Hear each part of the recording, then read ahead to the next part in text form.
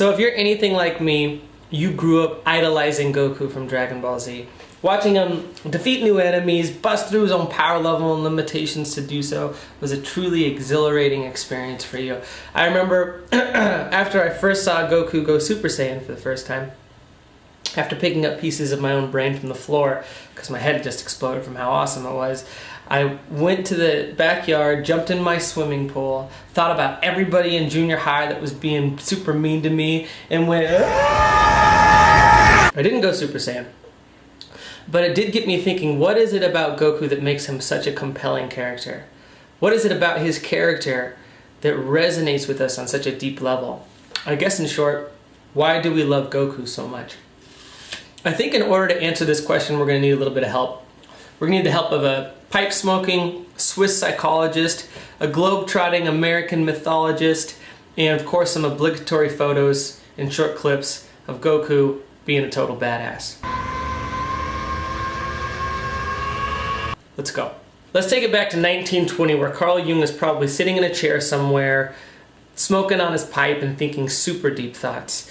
Besides popularizing ideas like archetypes and the collective unconscious, Carl Jung was the father of analytical psychology. Jung believed that the purpose of an individual's life was to expand one's consciousness as much as one possibly could and attain a level of personality he called self-actualization or individuation, the total expression of your personality. Now, Jung believed that in order to do this, we had to confront and integrate something that he referred to as the shadow. The shadow is all the aspects of you or me that are repressed or disowned or for whatever reason just never found a proper environment to be expressed. Now, because these aspects of our personality are so threatening to us as individuals, we shove them down into our unconscious and do everything we can to not come into contact with them in daily life. Now, Jung thought this was a bad idea that came with a cost. He thought that if we didn't find out a way to integrate our shadow, that we would be unable to achieve our potential, unable to individuate, which ain't no good for nobody. Now, Jung understood that confronting our shadow is a terrifying process, so most people won't want to do it voluntarily.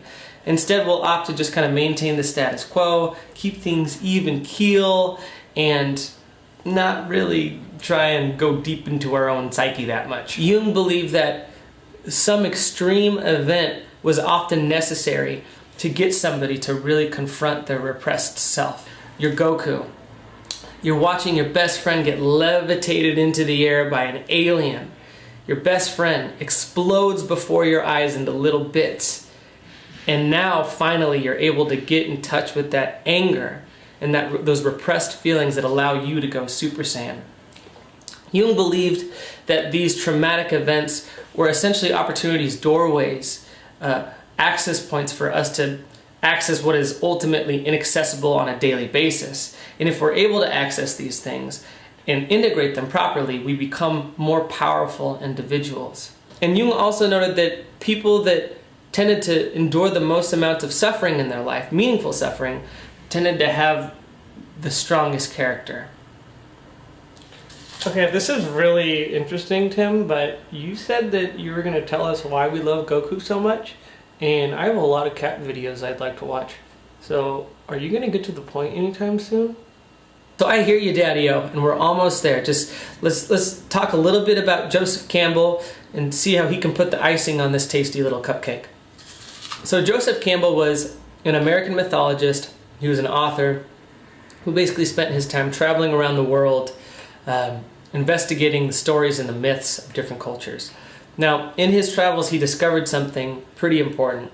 He discovered that despite the fact that cultures were geographically, completely isolated from each other, that the stories that they would produce would have the same structure all across the globe. And he thought that was interesting.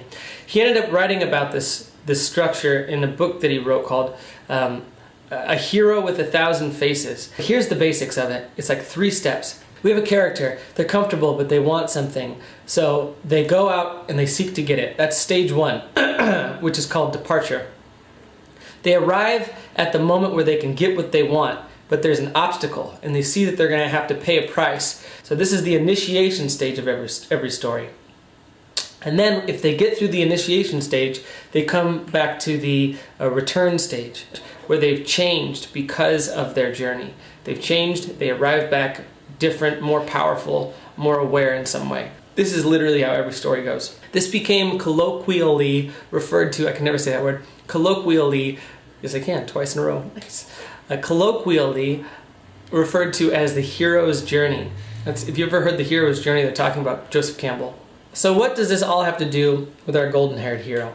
How do all these ingredients come together to form a tasty little Saiyan cupcake?